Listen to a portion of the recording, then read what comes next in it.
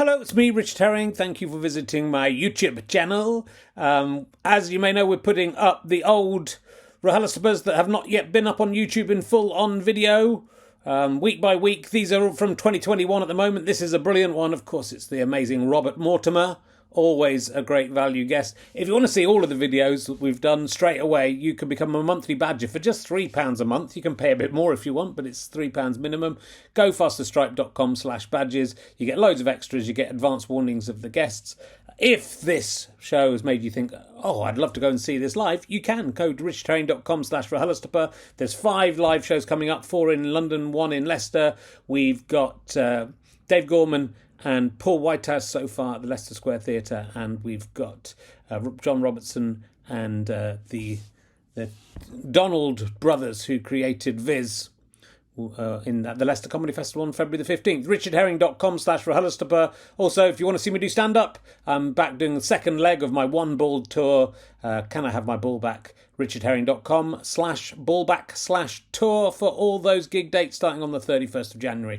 I'll let you know about more guests. Just keep checking richardherring.com and all become a monthly badger and get advance warning of those gigs and those guests. Anyway, sit back, relax, and enjoy this lovely video for free. My finest friends. Ladies and gentlemen, welcome to the Leicester Square Theatre. Please welcome a man whose dizziness has abated. It's Richard Herring!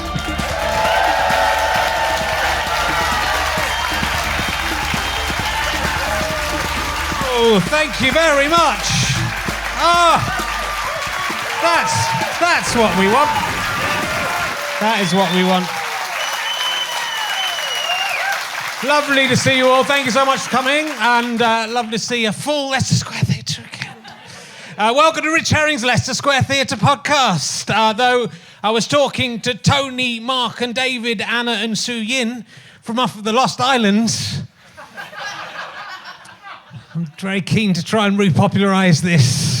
It's my Peter Kay moment. And they call it RHLSTP, so I don't know if that's going to... Come on, you know. Remember the Lost Islands, don't you, David? Do you remember the song went on? You've got to have listened to the Matthew Holness podcast. Go and listen to it afterwards if you haven't. At the end it goes, and David and no, what is it? It's Tony, Mark and David, Anna and Sue Yin are left here on the island. What will next begin? The adventure lies behind them. Danger is ahead. Can't remember how it goes. Just trying to get all of the Lost Island in. I remembered the final verse, but after the show. It's too late to talk about it. Anyway, look, it's great to be here. I've been a bit dizzy. I'm better now. It's all right. So that's good. But I was on a dog walk yesterday, actually, and I went a different route than usual, up by the cricket pitch, you know it, in my village. And there was something I've been there loads of times. There was something I'd never seen before, which was there was a plaque on the ground in the middle, just by the cricket pitch, and it said, "This oak tree has been donated by North Herts District Council to commemorate the birth of His Royal Highness Prince George of Cambridge on the 22nd of July 2015. Now, the unusual thing about that is there is no oak tree near the plaque. The plaque is there, but there's no... Closer, there's a little circular patch of slightly greener grass that might possibly indicate where there was once an oak tree, but... If there ever was an oak tree, it has gone, or it failed to grow from its acorn, and yet no one has even either taken the plaque away or thought to replace the oak tree with another oak tree. As a result, it's slightly sinister. It's a plaque to a baby with a thing that isn't there. Didn't work out, but no one can be asked to do anything about it, which seems a lot worse than just honouring a baby. Feels like a bad omen for George as well. I don't want to say, if anything negative ever happens to George, the baby, I'll be blaming North Hertfordshire County Council. I blame them for most things, mainly my bins not being emptied on time, and also my daughter having to go to school in the next village along rather than our village, which has a perfectly decent school. Thought I'd have a crack at North Hertfordshire District Council. 13 siblings in her year, only 15 kids allowed in each class. We live half a mile away, it's ridiculous. Okay. And if failing to maintain or plant an oak tree is not treasonous, I don't know what is. What if Prince George one day sees that and wonders where his fucking oak tree is? Yeah, he could be king by then. He could nuclear bomb North Hertfordshire and no one would blame him. Personally, I think if they're planting oak trees for one baby, they should do it for all of them. So I'm glad there is no oak tree, because I think my kids should have an oak tree as well. But if you're going to plant an oak tree for a baby, then you have to see things through, or at least dig up the plaque showing your obsequious support for an infant that's happened to slide out of the right birth canal. But, you know, not since Ozymandias has there been such a potent representation of hubris. Good. So welcome to the show. Welcome, of course, to the people who are live streaming at this exact moment at home, watching at home. Isn't that insane? I hope it's working. It worked well last week, so that's a good sign. Let's crack straight on. We've got an amazing guest for you this week, of course. Possibly my favourite ever guest. So hard to pick. They're all like children. He is probably best known for his appearance on Match of the Day 2. I literally just looked up 5 minutes ago because I'd forgotten to do one, and that was the first thing I saw. That's why we're all here. Will you please welcome, ladies and gentlemen, the amazing Bob Mortimer!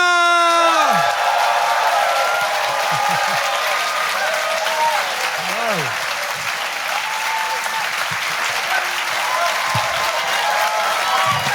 Thank you very much. They're very nice. Very nice audience tonight. How are you, Bob? I'm very well, thank you. Good. It's my first trip up for, since lockdown. Is and it? That. Yeah, so I was a bit nervous about it. And It seems to have made me talk a little bit Yorkshire. Is that one of the side effects? Do you can? Sorry. It could be. Well, I think we're a long distance away from the mob here. Yeah. Bob, so I am a bit of a spitter. I was a bit worried about that. Oh, yeah. So we can infect them as long as they don't infect us. That's what you think, isn't it? I was sat in bed thinking last night, that's all right. It's like you're facing a cobra with my spit. But I'm all right. Imagine if you could coil. I don't know, Richard. It feels like it could be, there are a lot of possibilities there. Instantly coil. It would be good, and the uncoiling would be the fun part for me. I don't know what you could do with it. You could certainly clean suspension, Yeah. The suspension. You could use yourself as some kind of circular loofah, for sure, but, I mean, there'd be so much more to do with it than that. I think it's that's interesting. Would that be your main port of call? What? To clean coils. No, it seems a waste to use a coil to clean a coil. Yeah. Do you know what I mean? I do. That's why I was surprised I would just jump out and surprise people. I suppose so, yeah. You could be in a basket, a very small basket, and jump out. If you had a granddad who could play the flute for you or something, at a certain note, boing, you coil up. I wouldn't spit. I would never spit. Well, I was going to talk to you about. I've been reading your absolutely fantastic book. I've read the whole thing and away. It's brilliant, and everyone will get it anyway. Really? So there's no need. Yeah, absolutely. But it's brilliant. One of the things I think was very interesting very early on was you were talking about your childhood and the boy in the changing rooms who could retracto. Yeah, retract his.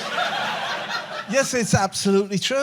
Not really a friend, but someone said, come here, mate. See what's in the shower room. Yeah.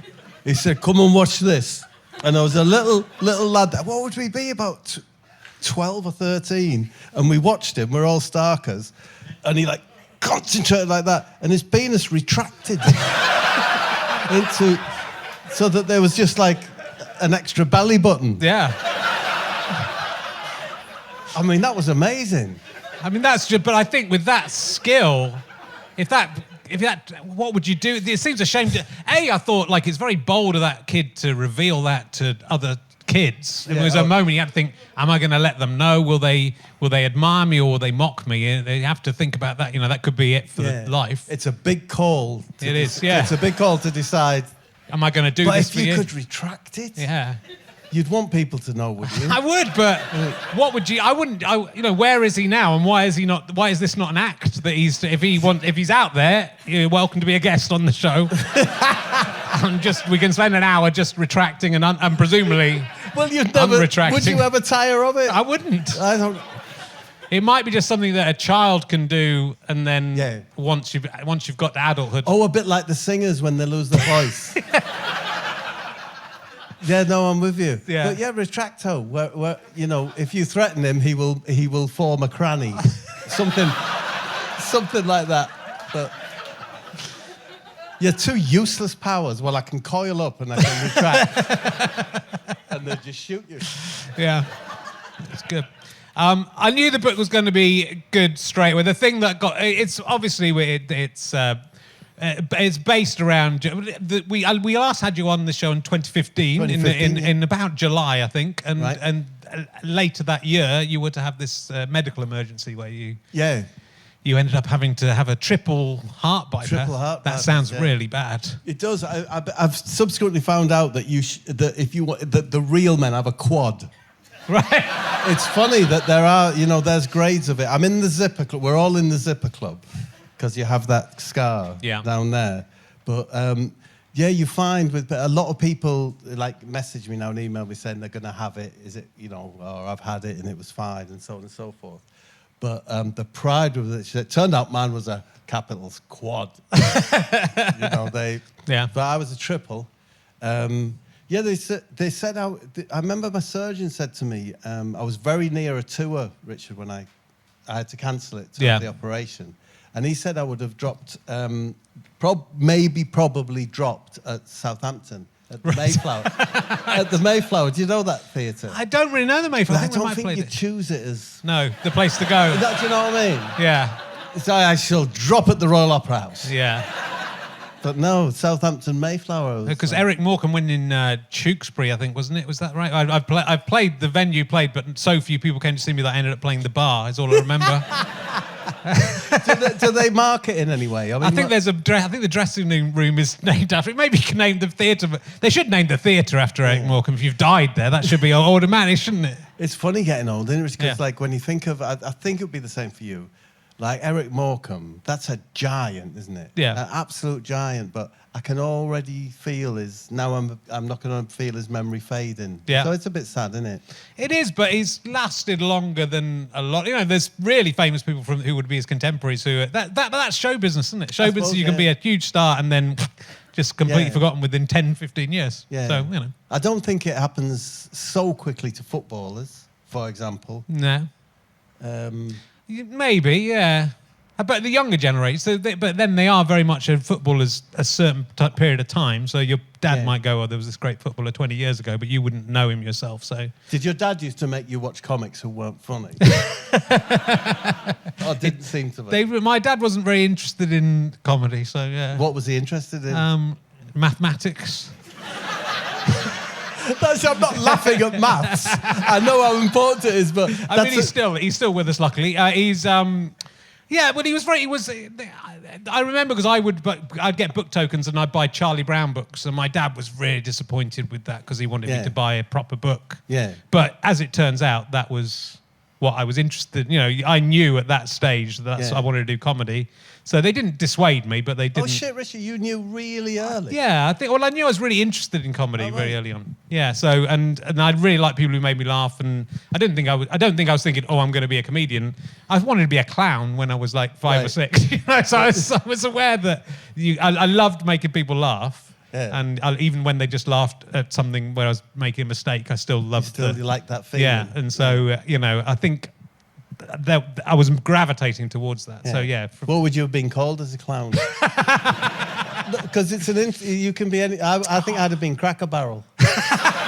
He'd be fun, wouldn't he? I don't even know what. I just remember seeing clowns at a circus. I remember being at a circus and I think I was scared of the clowns, which I know is a thing, isn't it? And my main memory of the circus is walking around the tent with someone else, like one of my family. I can't remember who it was, because I was too scared to be in there and pass in a cage with a tiger in it. Was this in Middlesbrough, Richard? It wouldn't have been in Middlesbrough. No. It would have been in Yorkshire. In Yorkshire. Billy Smarts or something. Yeah, it would have been something like that. But that's my only. I don't remember anything else that went on inside the big top. And I remember walking around the edge because I was too scared. I was a very nervous but child. That fear sort of enticed you in a way. Maybe it did. It's weird, isn't it? Yeah. I'm drawn to fire. I've burnt 2 buildings down. It's the weirdest thing, isn't it?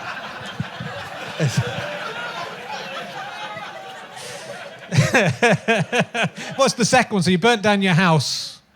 We talked about this last time with fireworks. Yeah. And what was the other time? Sorry, I've made that mistake because my son said to me last night, you've been involved in 2 major fires. Oh, okay. So sorry, I burnt my house down, Yeah. my family home. But have you read in the book where I came home to the homeless hostel and it was gone? Oh, yes, of course. Yeah, of course you have, yeah. Southampton Way, Peckham. Yeah. It's funny that, isn't it? Like, I lived in a homeless hostel. I was on telly doing Big Night Out. Yeah. And got a request from Lloyd Grossman's mob. Right. To do, what was that called, Behind the Keyhole? Yes. And it's fucking homeless hostel. Homeless hostel in Peckham. I was tempted. You know, who lives here? Who would they have guessed? I don't know. That's great. Well, it was, I mean, with the book covers it brilliantly, but it is sort of astonishing. I mean, what I love about the book is within it, there's like 4 or 5 points where if something else had happened... Oh, I'm so sorry, Richard. Yeah. But this could be, and it's yours to have if you think there's anything in it. Yeah. Forget the who lives here. What about who is the landlord? Yeah. You get 3 landlords lined up and show 3 different properties. That would be a decent Good, show. yeah. So, and I do apologise. That's right. Honestly, if you have any ideas for shows, just let me know. The thing you can get that commission tomorrow. You just go in and you'll get that commission. There's all these points where, and what's the, I think and we were just talking beforehand, I think the sort of seminal point of your life, the changing point in your life, was when you were living in one of these. Was it the same place? It was in the hostel, yeah. The hostel, yeah. And your girlfriend had moved in, and it sort of wasn't going great, but you came home to surprise her one lunchtime. Yes. And she was having sex with somebody else in your bed. She was having it off, as it were, with a combination farmer stroke Hell's Angel. A really unusual looking unit, but very efficient. I had a little BHS suit on and a plastic. Oh fuck, man! I thought, yeah, you're quite right. But yes, that was the moment my life changed in many ways. Yeah. And so often, like a negative thing or a big choice, and you'd chucked your girlfriend out, unsurprisingly, and were depressed. And an old school friend from Middlesbrough got in touch out of nowhere and invited you to go to see the big someone night. I would never have gone out with. Yeah. Who got my address off my mum back home. But in those, I didn't know a soul in London, and the girlfriend had gone. So I thought, I'll go to this Vic Reeves big night out. And if if you hadn't had that terrible thing happen, that awful thing happen, and if you hadn't decided to go that night, which you nearly didn't, then that's... Well, I think one it? chance was I would have been so inspired by the Hell's Angel farmer that I would have maybe started my own range of agricultural equipment that was single-seater with handlebars. But no, it's funny, like writing a book like that, you'd start to see the patterns and then find out that there usually isn't one.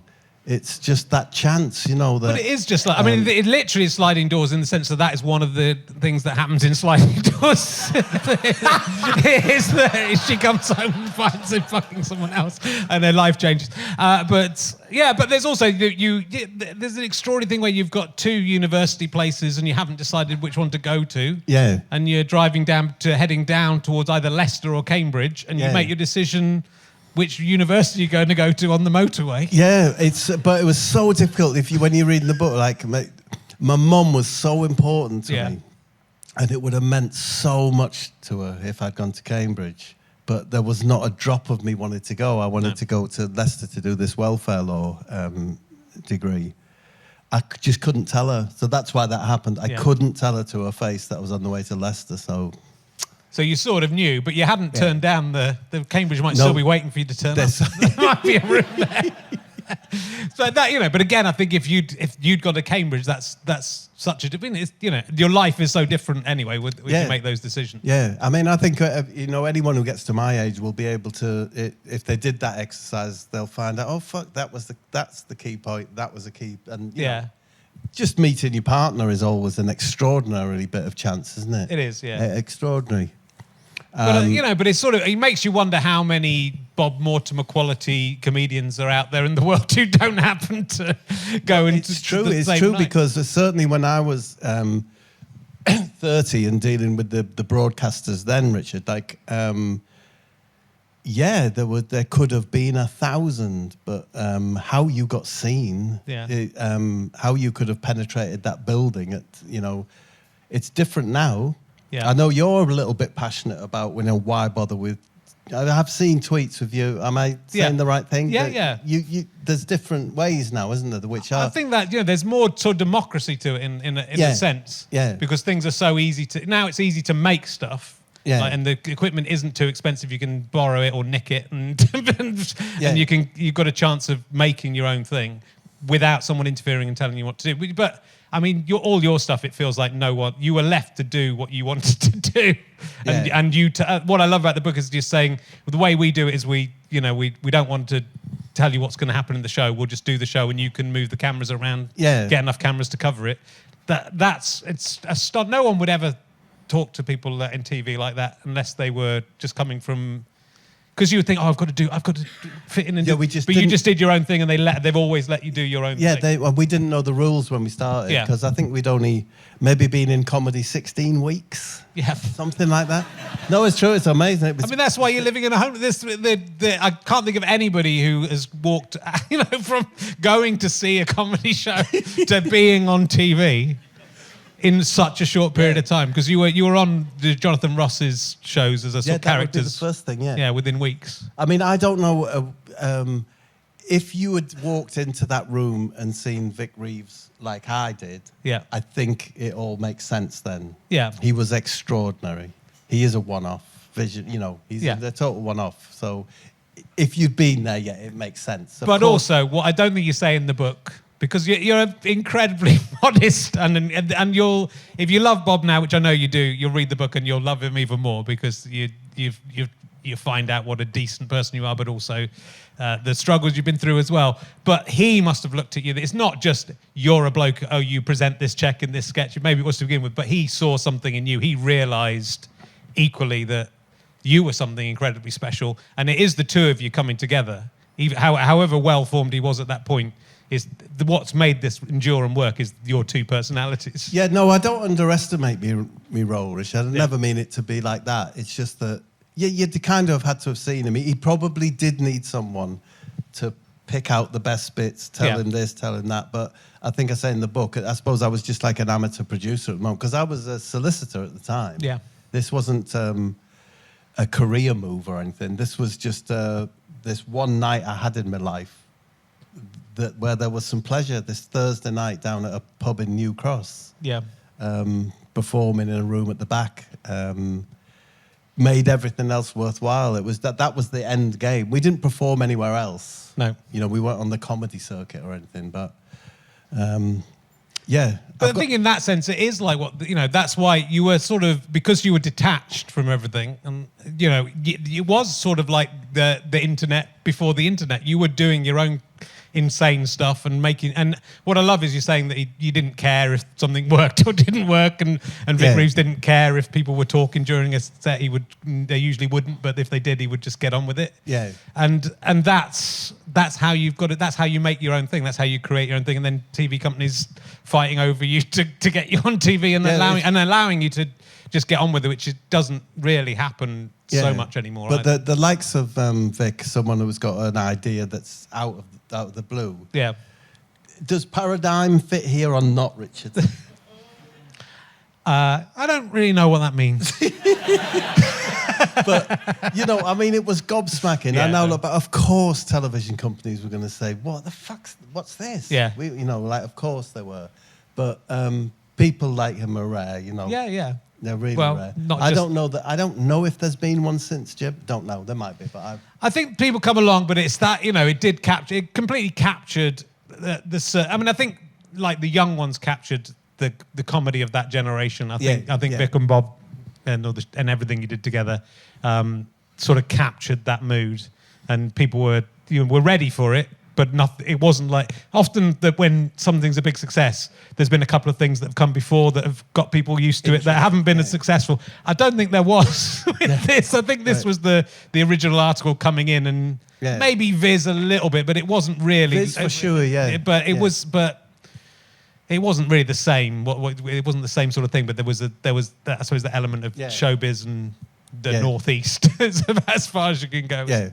But no, I knew the book was going to be great, and the thing that really made me laugh the most in the book was you going to your GP's your GP very early on when you were getting diagnosed, and being obsessed with his sink.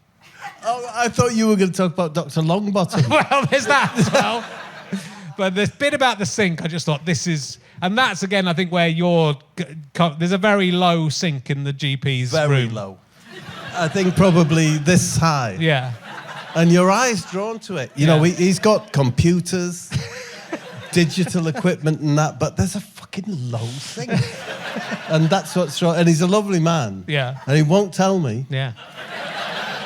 That's what I like about it. I like him not telling you. I like you really wanting to know. He won't tell me that, and he plays the bass guitar. That's all I know about my doctor. And it's interesting, you don't know much about your doctors, do you? No. So it was really interesting. I went home and said to the wife, "Say, you know, Dr. Bowl plays the bass guitar," and it felt like special info. You know nothing about them, do you? No, it's true. Do you think he has a low sink to distract people away? Because you're going in with quite a serious issue. And you're thinking about a sink rather than about whether your heart's going to be beating in 2 months' time. Maybe that's his ploy. You know they say that thing, as soon as you go to the doctor, you're not ill. Yeah. Well, that's the case. You walk in, you see sink. I can't remember where I came from. That's a very low sink. And he gives you some aspirin. And did you used to get the Linctus when you were young? God, I'm getting all observer, you know, like, no. Do you remember? Do you remember the Linctus? It was yeah. They'd give it to children so they thought that they were important, something was being done. Tasted like black currants or something. Yeah, makes sense, yeah. Did you know that if you sneeze and fart at the same time, you take a screenshot of yourself? Lol. LAPD looking at Pat's dancing.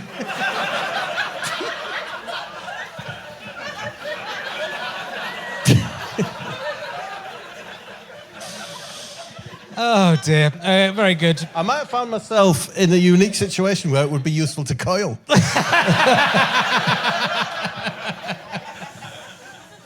So I'm glad you're all okay then. So everything's it's been again, but the triple bypass has turned out to be like you've taken it in a positive way, and it's made you. And I've been through you're the first guest I've had who actually beats me in surgery chess, which I'm annoyed, or top trumps, which I'm annoyed about. Jay Rayner had some kind of hip replacement. He goes, I go, fuck off. I've had a ball off. Come on, but it's a pretty full-on thing. And reading the book, I went through similar feelings about as you realise your own mortality and it's sort of getting through it as well is it's quite a gift actually, Richard, isn't it? Yeah, it is. It is a gift in a way to I know it's really obvious, but yeah, when you've had that little brush, even if it's a bit not real, but it's real to you, it does concentrate the mind and make you realise what's important. Yeah. What's important at the moment to me is I've started rambling, walking. Okay. And I would never have done that without it, because you've got to keep a bit fit. Yeah. And you can buy badges for your walking stick. So I'm going to cover it. But badges of places you've been to or of achievements. Well, I think you were meant to have walked this area, but I've driven through the M6, so that gives me Cumbria and some others. Okay. But I only mean that. That sounds silly, but in a way, your world shrinks, and you do appreciate that you can get badges for a walking stick. Or your favourite cop. Yeah. That was the one that hit me, Richard, when I got back and the severity of the diagnosis hit me, I noticed for the first time things like my little tea towel that had been with me a long time, or the egg cup. Yeah. That I think maybe actually goes right back to my childhood home. God, they made me weep. Yeah. You know, and that's not a bad lesson to have if you get away with it. Yeah. You know. Did you feel good? And I did. I cried once after just as I got the phone call saying there was something in there. But I feel like it was because my son was laughing in the next room, and I started thinking about the future without me being in the picture. But it was very quickly my own self-indulgence rather than worrying about him. It was like, he won't remember. I put in all this fucking work and he won't remember. He's not going to remember who I am. Yeah. It's going to be nothing. There'll be some other bloke in here. It'll be his dad. Yeah. He'll be spending my money that I've earned. And did you picture that man? And was he gorgeous? Like a sea captain. Definitely would be. Polo neck. You almost fancied him yourself, yeah, kind of thing. Absolutely. And I can't blame him. So there's you sort of feel sorry for yourself as well, obviously, because it's it's a weird thing. But it's so many positives for me have come out of mine's really as a minor brush, I think, and the reading of what happened to you and everything you had to go through and the severity of it. It's much more so, but the positives that come out of and the positives that have come out for you, which is obviously Paul Whitehouse. Yeah, doing the picking you out of the depression. You were a little bit depressed afterwards, a bit lethargic maybe afterwards, and he took you out. I think it's not like clinical depression, but it's quite a big op, and you got this big slit down your chest. You feel very vulnerable, and only 3 months of sitting on a sofa can so quickly become 6. Yeah, and become you just feel safe there. There's a phone, your wife's there to look after you, And it was Paul who insisted, no, you have to get out. Because he's had heart problems. Yeah. He knew that was one of the first little tiny steps, was just get out. So, yeah, that was... Did you keep your ball? Well... I really wish I'd. When I went for the thing, she said you're gonna have to take it off. I wanted to say, can I keep it? Though she, have you got any questions? Can I have it? Because I thought it was a good price for Taskmaster. Was my actual, wasn't it? My initial feeling about it, and I didn't. I didn't ask, and I wish I'd asked her. But I don't think. I think. If you've got religious reasons that you have to be buried with all your bits, you can have it. You can have it back, but I think otherwise you can't have it back. Because it's one of those things that unravels and is a mile long or something, isn't it? No, it is one of the Well, it's a shame. It's very coiled. It's a coil. It's a part of you that's very coiled. I mean, the terrible thought is they'd probably just put it in the bin. Yeah. I like to think there's in a sort of celebrity section museum of the. And this is the testicle. Robin Asquith, who was on recently, he'd had something taken off at the same, an appendix or something, I can't remember what it was, at the same place. So, they could have a little celebrity section of bits they've taken off of museum. I'd pay to go and see that, wouldn't you? I'd pay to go and see famous testes. Yeah. Not just testes, but there would be a few testes in there. Yeah, I would. It's like if what it would be, that thing's like if there was a booth with a curtain, just a simple curtain, and it said Elvis's testicle in here. Yeah. 20 pence. Yeah. And it wouldn't be, but you'd have to open that curtain, wouldn't you? It'd be worth 20p. The thing I liked about the thing the nurse said to you about after you'd had... So when you have this triple bypass, they stop your heart for quite a while. They have to stop your heart. Yeah, my heart was stopped for 30... They inject it with the stuff they use to on death row. It's potassium or something. Right. To stop it, because they can't sew it when it's bouncing. Bouncing so around. it's 32 minutes it was stopped. Yeah.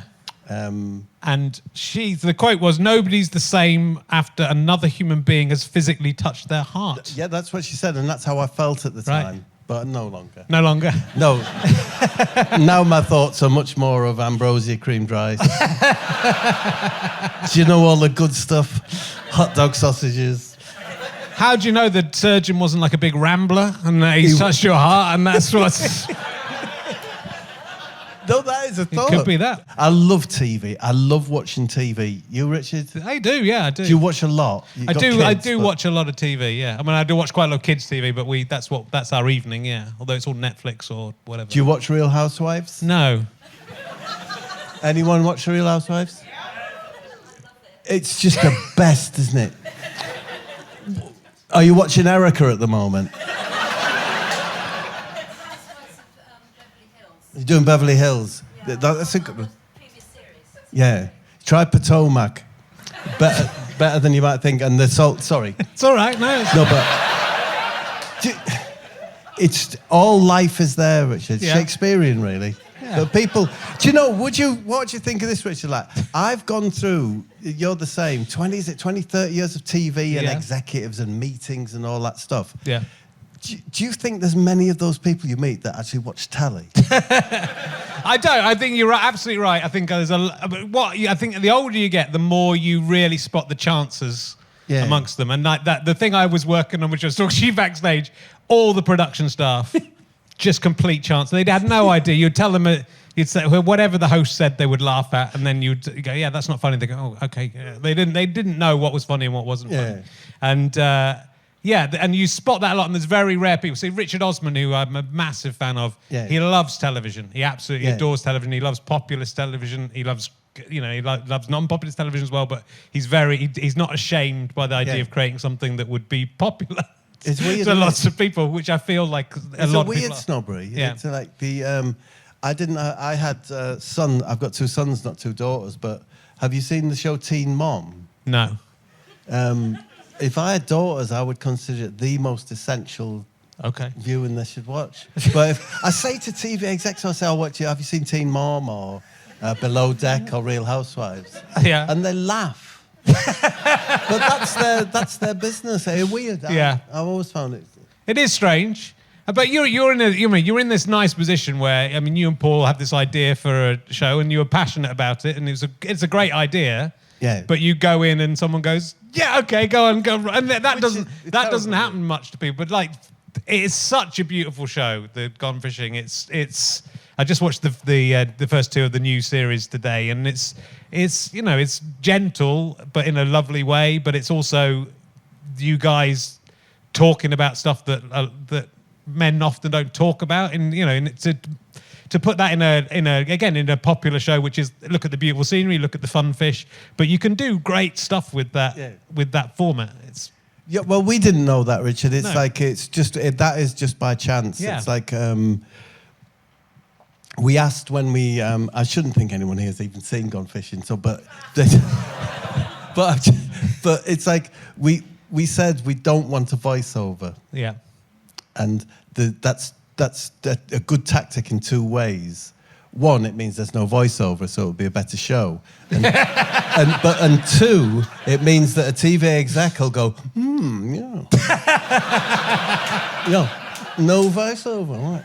And they think that, that sort of... I do, but now you've said it, I really want a sarcastic man to voice over Gone Fishing. And, Bob and Paul, I think they're clever. They've gone here. And it would absolutely ruin it. It'd be brilliant. You're more than welcome to do it. I'd like to because it's a very vulnerable show. It just sits on that thin line between indulgence or sentimentality and not. Yeah, but it's Barry Cryer was a guest last week, and I think all these things hinge around whether you like the people involved in them. And the thing, it'd be very hard not to love you and Paul together. It's an incredible, 2 of the nicest people in the world. But it's just such a, there's the relationship is real, and the banter is real, and so some of it, when it's corny, it's funny, and when it's funny, it's funny. So you absolutely can't lose. But also, I think it's just that's important to see 2 men talking about stuff, Yeah, we didn't mean to. We didn't mean to, and it goes back to the heart thing, So when you're fishing, we're there for 8 hours. So for an hour, we're doing the banter, they make each other laugh, type of thing. But then 4 or 5 hours in, like the gentle, the environment and the river and that. So suddenly, you feel a bit comfortable. So how's your heart, Paul? How's it getting on? didn't think that would be used, Right. but they sprinkled a bit of it in the first series, and lo and behold, that seems to be part of the equation, really. Yeah. But the big success of it is, it's interesting once you start analysing TV that the public wouldn't, the public, that sounds bad, but that you wouldn't quite realise is we just go and sit and fish for 6 hours. So you have a film crew, a percentage of which has nothing to do.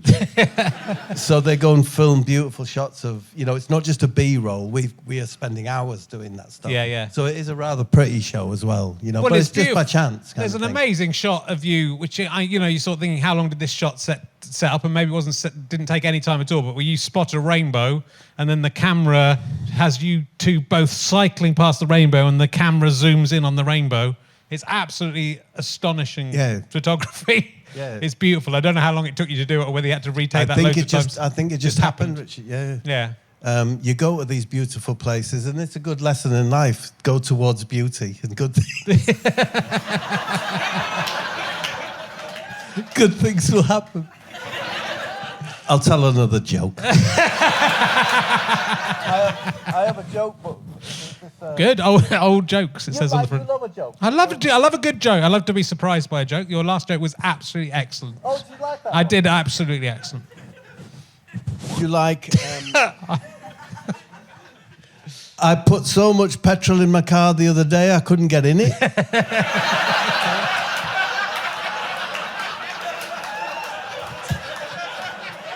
I usually tell these like at Peter Beardsley, This was a tricky one. Not many people like this one. Okay. I see eggs are going up again. That will surprise a few chickens.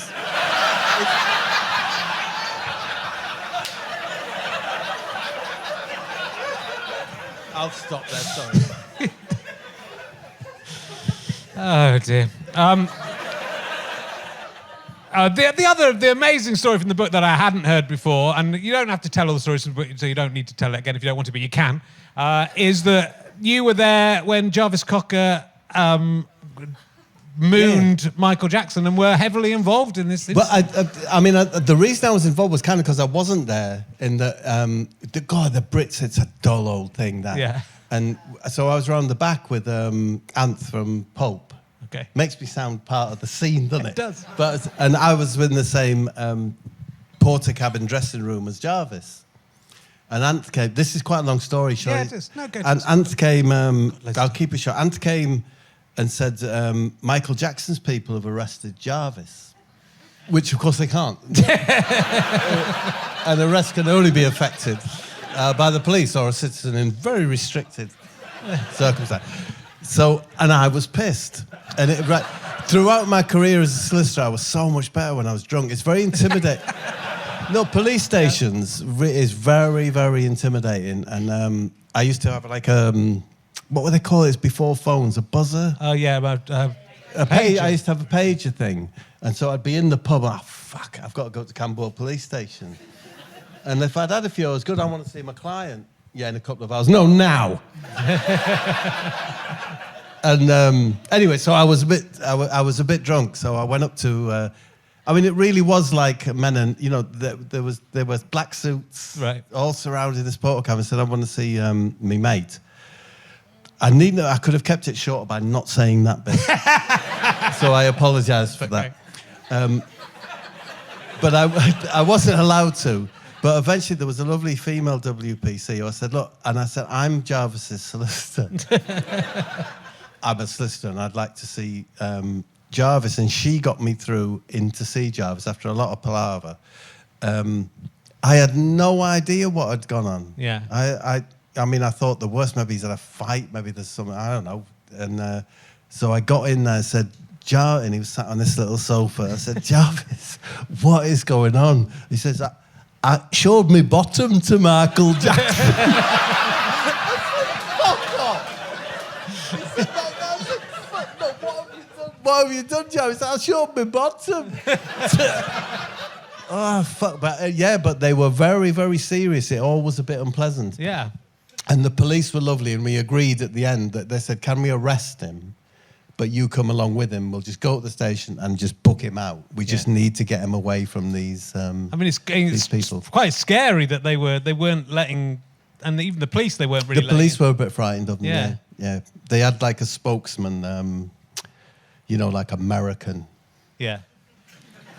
And I mean, because of the movies, that's quite intimidating. Yeah. It's not so intimidating if it's someone from Malta.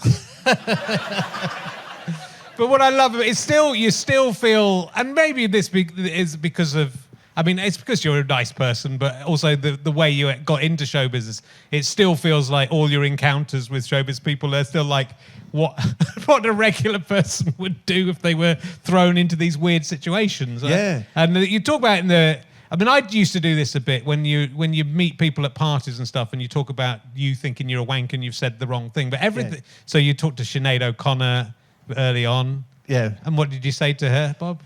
Well, we were almost queuing up to try and say Sinead was in the flesh, and that nothing compares to you time. She was in the flesh, extraordinary looking woman. Sure. And every fella, we were at Paramount City. Okay. Around there. We're almost queued as Jules Holland and Jonathan Ross and everyone queuing up to try and talk to her. And when it came to my turn, I said, "Have you got a local shop that's convenient to you, Sinead?" And I wasn't trying to be glib or anything. It's just fuck. It's so good though. That's so much. It's so much better than anything. But I would. We met. The Manic Street Preachers at something, and James Dean Bradford, isn't it? Is that his name? Yeah, the lead singer, and he's quite serious. Yeah. And I went up to him and said, "You know that song you've got, Kevin Carter, which is about the photographer who took all the pictures of the famines and stuff?" I said, "Do you think that would have been better if you'd made it about Kevin Costner? That might have been a bit more commercially successful." And he just looked at me. He was really cross and just looked. Yeah, it's funny. Difficult, but it's I would do that all the time. It used to really annoy Stu because he wanted to be cool all the time, and I would always just try. I can remember making Mark Lamar go up to Brad Pitt and ask Brad Pitt, "Brad, how many murders were there in the film 7?"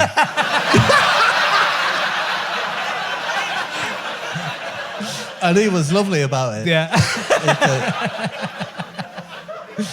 But there's you talk to a cellist and ask her, she's an amazing cellist, and ask her if you I asked her, something like are you going home in a van or something? No, but those little things. Sinead O'Connor very kindly sent me a little video saying, which these things play on your mind. Yeah. She did send me a little video saying, "Bob, I have absolutely no memory of it whatsoever. Don't worry about it." But also, she should feel bad for not going, I'm going to marry this guy. The guy who asked me about the local shop, this is the guy I should be with the rest of my life. But it's also that sense of fun, and there's so many hijinks and weird situations you find yourself in this book, and I'm sure you've only touch the surface of it was doing that.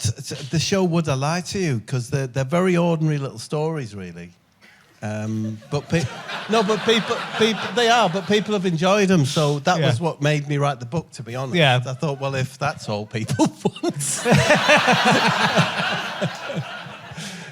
But you say in the book there's some things that are there things that are lies in the book? Because I've got 2 chapters in the book where you have to work out which are the lies. But you don't tell us which ones are the lies. No, what did you think of the first lie section? I couldn't think. I thought that the horse one, the horse in the house, is so ridiculous that I couldn't believe that one. Right. And the second section, there was something that just didn't. I can't remember what it was now. There was one I was. Yeah. Well, I don't want to spoil the fun for everyone else either. But I'm not telling you. Oh, no, good. There was the second one. I think I might have got the second one, but only because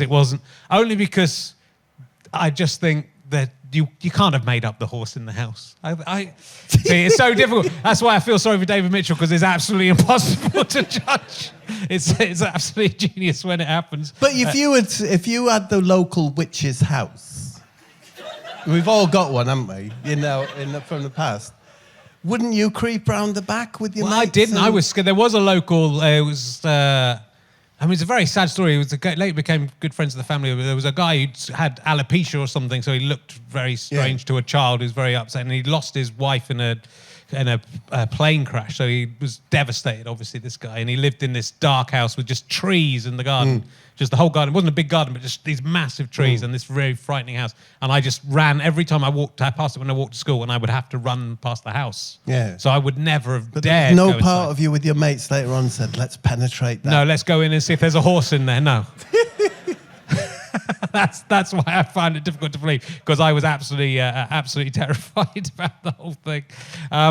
Let me ask you some would you rather emergency questions, seeing I've got them here from my new book, which I reckon is going to do as well as yours. I think it's going to be a very close tussle at the top of the. I was going to bring you a book tonight, Richard, because I've always been a fan of yours, but then I thought it felt a bit weird, like that you'd want a book. I'm a massive fan of yours. I'd of course love to have. I've got a PDF of your book. You got a PDF, yeah. Which is lovely to have. And Do you understand the NFT thing? Is it NFT? I know what you mean. The National Film Theatre. The thing where the people have a picture and it's in a thing and you spend $5 million and it doesn't exist. That thing. Yeah. Yeah. I don't really understand why anyone buys it, but. But would you like that PDF for $5 million? I'd like it. If that was the only PDF and it was worth £5 million, I would be very happy to have it. But you know what? In a way, no, it's not worth £5 million. I was going to say it's not. We're not worth £5 million. I'm going to ask you this. There's a question that I wanted to ask you. I was trying some observation comedy on the train on the way up. Would this one work, Richard? I'm genuinely... God, fuck it. I saw Richard live. I'm going to say 10 years, but it's probably freaking 15 or whatever. And you were on Oxford Street? Yeah. The famous rock place. I can't The 100 Club, was that there? Something like that, yeah. And you had a mixed sort of audience, and you were saying, does any...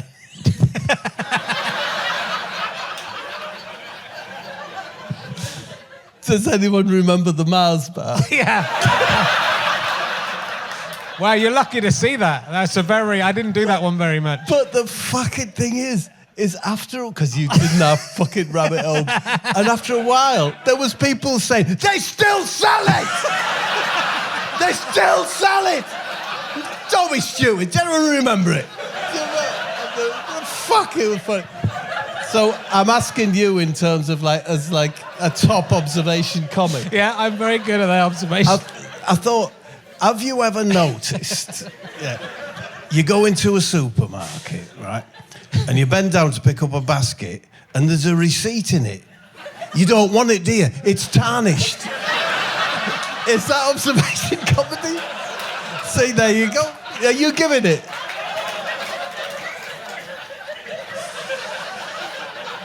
Okay, this is my would you rather question. It's not the one I wanted to ask you, but it's another one.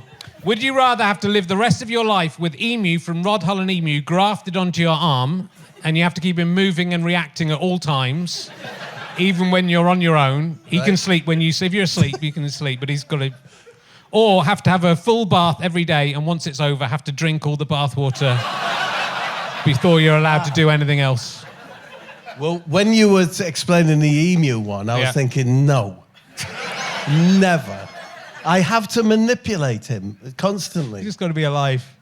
And he's on your arm, so you've lost an arm. It's a good one, Richard. It is good. If the bath's got bath water in it. Yeah, and someone else did say it would kill you to drink that amount of bath water.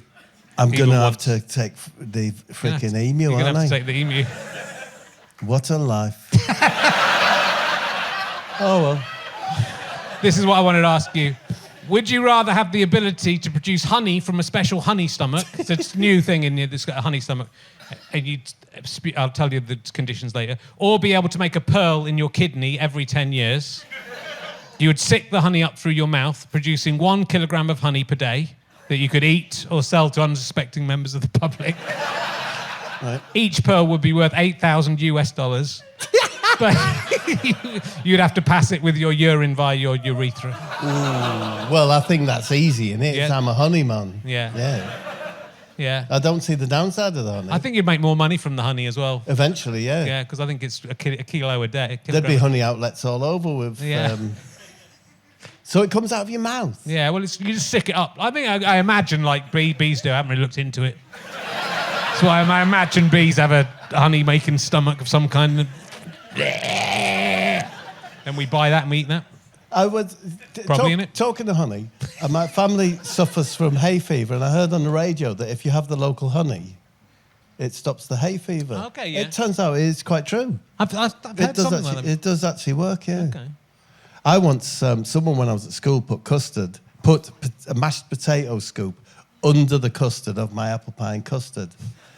And I ate it, and I instantly spewed. I've never, there was no like, I remember.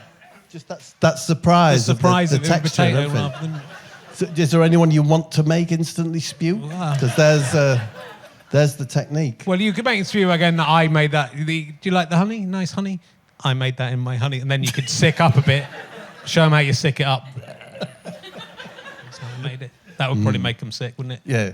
No, they'd probably stab you. They might well do. You've got scribblings on your book, like mad professor sort of approach to life. My writing's very poor, so that's why I've actually printed some because I made some notes on the computer. I printed that up. Fight with Hurricane Higgins. That's a very good story. I'm not going to ask you to tell it. They'll have to buy the book. He had a fight with Hurricane Higgins. When I see that list, I can imagine you furiously waddling round the supermarket, and all you come out with is a huge box of washing powder and a can of Lilt. And you go back to your wife and say, I got everything that was on this fucking list. The thing that struck me in the fishing thing, and the book's called And Away, which is obviously from the fishing show, is when you let the fish back into the water. Yeah. And let them live. Let them live, yeah. Is that why you could? Is that because you feel that happened to you? Were you let back into the water? I suppose that's kind of my conceit, yeah. Yeah. I was out of the water struggling, and then some kind man, namely the surgeon, said, off you go again. It's nice because you don't say that, but you realise that as you're reading. It's something like that, It is, yeah. It's nice. I was going to call it Cracker Barrel, a life, a life in a clown car. But And Away, yeah. Yeah. It's nice. It was nice that you let some of the fish survive. Yeah, no, we let them all survive. Yeah. It's a weird one, fishing. It's a tricky one. Yeah. We do it super safe, best we can, barbless hooks and everything. Right. But still, I mean, the majority of the hooks, as soon as you take the pressure off, if you use a barbless one, it just slips out. So this is why Paul's always saying don't wind and keep your rod up and everything, because it'll just go. But yeah, it's a difficult one. The fishermen, the one thing I've learned, Richard, is that they really look after the river. No one gives a shit. Honestly, 17 million tons of raw sewage in the Thames every year. No one gives a shit. It's ironic, isn't it?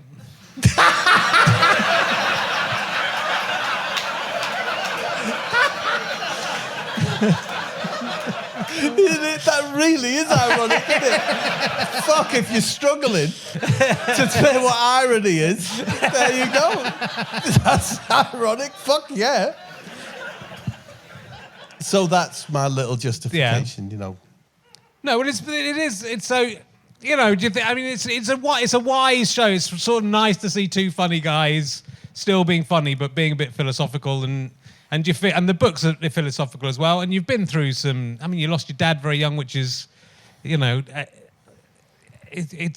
that weird thing. It's the thing from the reverse, isn't it? That I was worried about leaving my kids without them knowing who I was. Yeah. And then it's obviously horrible the other way around. It's a terrible thing the other way around, and for you not to know your dad. And the horrible thing is, well, this will sound like it's just what I'm just saying it, but like you won't have been able to select what memories your kids will have of you either. You know, they're very selective. So I lost my dad when I was young, but I have so few memories of him, but one of the memories is that our toilet was downstairs. Our toilet was at the bottom of the stairs. And one day I went down the stairs just as I'm going to leave it there. I 100% know if I died now that all my kids would say about me is I did really stinky farts. I absolutely know that's all that they would say about me. That's all they remember about me now. That's I think. And taking your kids on holiday when they're young as well. They have no memory of it. No. Mine are older now. That's what the main thing they criticise me for is why did you take us to Mallorca when we were two? What the fuck was that about? But it's weird. My daughter was playing with her iPad. You know, they start with these iPads. They take loads of photos and they film themselves all the time, right? As soon as they understand they can film themselves, they start filming themselves. And my daughter went back on the iPad and found the photos and the bits of films and stuff she'd done. And it just makes you think, why didn't we film every single second? Because suddenly seeing a 6-year-old looking at a 2-year-old, a 3-year-old, and they get so much joy out of watching themselves, but so do you. And you go, there's a 3-second clip, and you go, wow, I want to see, you know. And you can say, look at me, happy. Well, there's a bit where my daughter, she loves her mum, but I think she likes me, but she makes out she doesn't like me. Right. And there's just a bit where they're like a 2 or 3-year-old, and I've forgotten it. She goes, I love you, Daddy. And it just made me go, oh, you did. See, I see you love me at one point. I think that's right. I think that's true, you know. I think the one who pretends not to like you is the one who likes you, innit? I think so. She does a good impression sometimes of...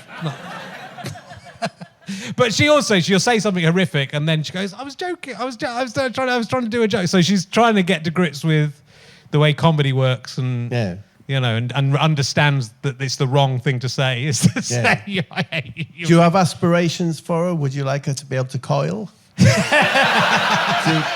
you've got to start working young on that sort of shit. Well, I'm hoping my son will learn to retract his penis. Retracto and coil? Fuck. They can both do. What a double act that'll be. I don't know. I'd like that. You know, you don't. I kind of like them being funny. They both are funny, but I don't know whether I'd wish the life on them. But but as long as they're funny and happy, it's I want them to have a good sense of humour, and my wife gets cross with me when I do a joke that they fail to understand, or if I'm too mean and they take it seriously, which happens sometimes, and then my wife will get cross with me. But I want them to know that when you love each other, you can josh around with each other and be. Yeah. You know, and that's a good... It's very difficult to be a parent and not try to be a mate, isn't it? Yeah. It's so tricky. I think our generation was the first to fail at it. Yeah. No, it's true. I like those... Because I'm old, you can say it and people don't think you're a wanker. No, it's weird. You can get away with saying shit like, you know, you can only be as happy as your happiest child, and people don't criticise you for it. But it also feels for both of you guys, you've kind of lived this life where you've been silly, childish adults, and it does sort of weirdly feel you get into your 60s and that confers us that kind of Shakespeare fool wisdom on you though as well. Yeah, it's weird because it's not true. No, because it isn't true, is it? I think that the youngsters these days, are they the wisest youngsters we ever had? Yeah, yeah. It's true though, isn't it? Yeah. Yeah, we've got to listen to them, man. And I would never have... I don't think my parents would have said that. No, well, unfortunately, yeah. I think I'm not sure the world is listening as much as it should do. But but it's I think there's a lot of people said there's real hope in the youngsters. I think that sort of like you'll follow your parent thing has been broken a little bit. Yeah. I think that's what's liberated them to an extent. Yeah. Sorry, I'll do a joke. Do another joke. See, it wasn't worth saying. Do you want a joke, Richard? I love jokes. Yeah, I like you being serious as well, though. So that's, you know, I'm happy with it all. I went to the doctor the other day, and he said, "You've got hypochondria." I said, "Oh God, not that as well."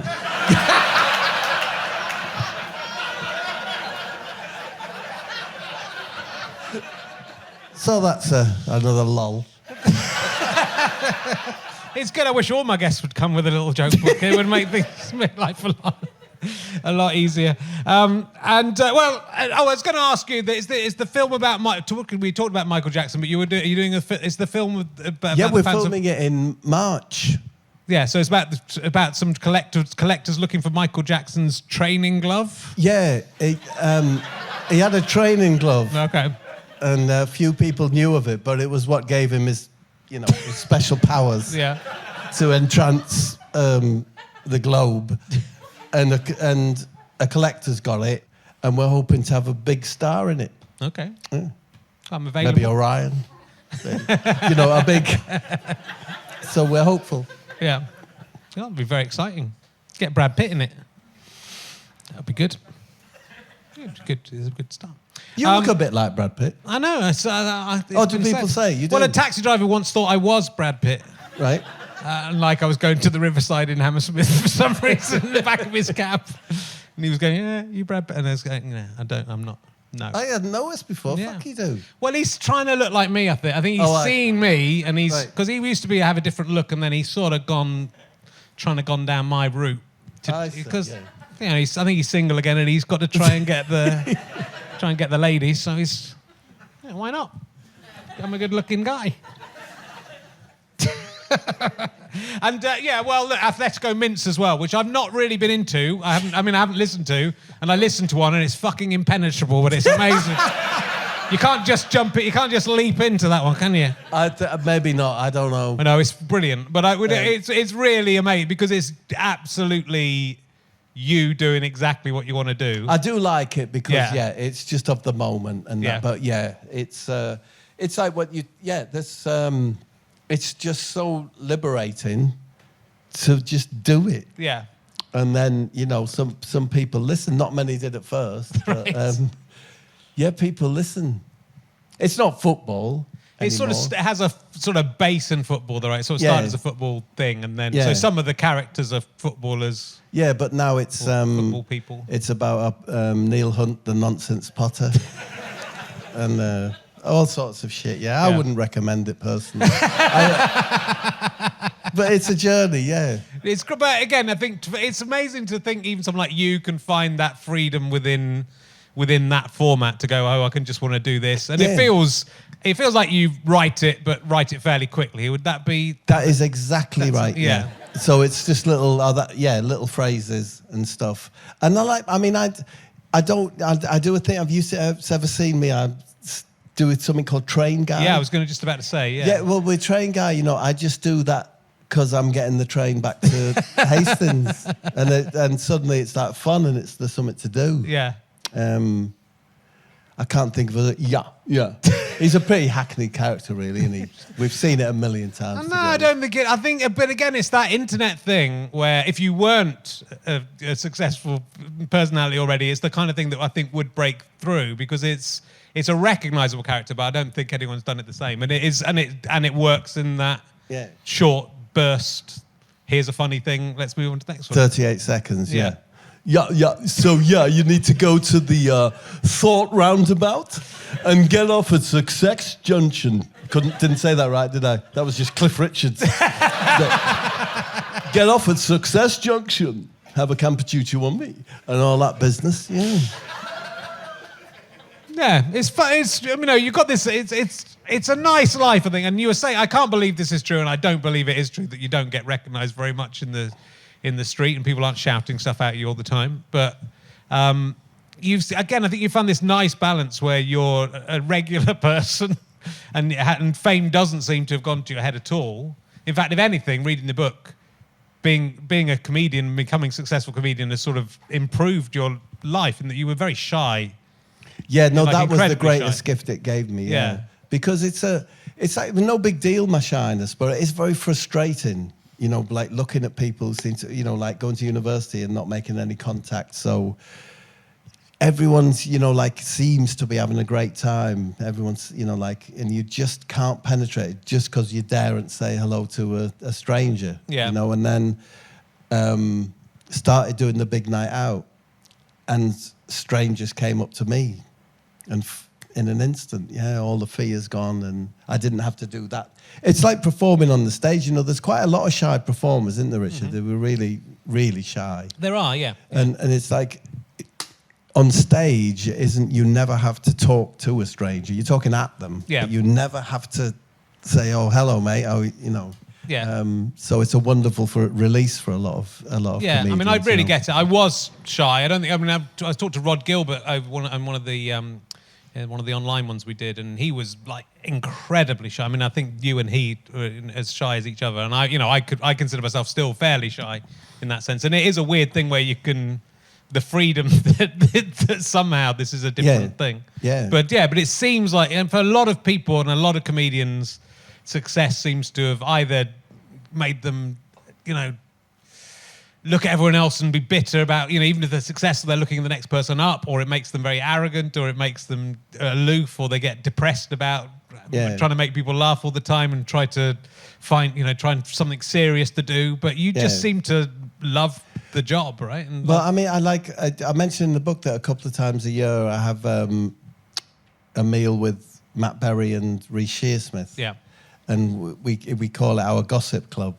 And we just talk about other comedians and decide which one is currently at the top of the lucky table and so on. But I think what's really going on there is a way of us checking ourselves. Yeah.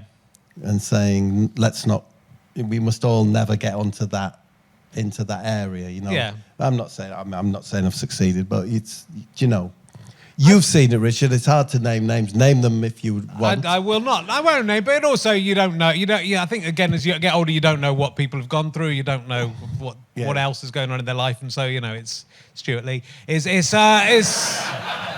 Yeah, no, I think, but the whole book. As a kid, you were a decent kid, and you were a mum's boy in the nicest possible way. In that, I think you recognised your mum had been through this terrible. I mean, this year where your dad died and you burnt down the house happened within months of each other. Yeah. So that's a lot to cope with. Yeah. But that you're a decent person, and even all the stories of childhood are you seeing other kids being beaten up, feeling empathy for them, and I think that's why you. I didn't help though. No, that's okay. You were shy. You were too shy to go up to bullies and say, "Hey, stop." Too shy to scrap. But you're a decent. You're a decent person, and I think that's what really comes across from the book. Look, the book's fantastic, and not that and I'm imagining the audio book is very good as well. You must have done the audio book. I gave it a go. Richard, Yeah. Yeah. It's like acting, though, isn't it? It's tricky. It is tricky, but as you talk about your acting in the book, and I've always, when you work alongside real actors as a comedian, it always feels a bit like, oh my God. Yeah. But actually, it's only another form of confidence. And you are good at acting. You've done loads of acting, and you've been in loads of stuff. So. I did a show called Randall Hopkirk Deceased. Tell the story in the book, but Amelia Fox was next to the camera. Because someone stands for your eye line. And I had to act. So I said, but Amelia, I love you so much. And Amelia just laughed in my face next to the camera. So they got rid of Amelia, and Charlie Hickson, who was directing it, stood for my eye line. And I said, but Amelia, I love you so much, like, or whatever. Charlie burst out laughing. Then Vic tried it, and we ended up with, it's a true story, that one, Richard. We ended up with the woman who was doing the teas and coffees. And I said, Amelia, I miss you so much because I love you, like. She burst out fucking laughing. Sometimes it's a tricky business. You just have to admit it. It's not my thing. It is. Well, I'm a great dancer. But I can't act. It's not your main thing, but it's not my main interest. But it's not. But it's because you're so funny, but you do make everything funny. So if you're saying something serious, it's always a little bit of Bob Mortimer under there, and it's a wonderful thing. So look, buy the audiobook. It would be my advice, even though I haven't heard it because I know it's going to be good. But definitely buy the book. It's called "It's Away." And away, and it's away. Yeah, it's away. It's a living. Ladies and gentlemen, will you please give a huge round of applause to still my favourite guest, Bob Mortimer, ladies and gentlemen. Bob Mortimer, still alive. Thank you very much. We'll be back next week. See you next week.